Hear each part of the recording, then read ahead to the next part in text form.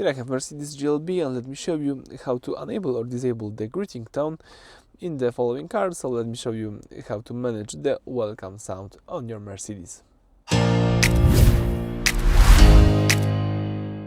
So at the very beginning, let's start by using the home screen. Here let's swipe to the left a few times until you see the GLB car. It means that you can open easily settings. So let's choose settings. This is the standard view of the settings. It starts with assistance, but you can go to the system by using the upper tab. Here from the system, if you scroll down, you can choose here audio, and under audio you can disable the greeting tone. It's enabled by default, but you can disable this or enable by using this toggle right here.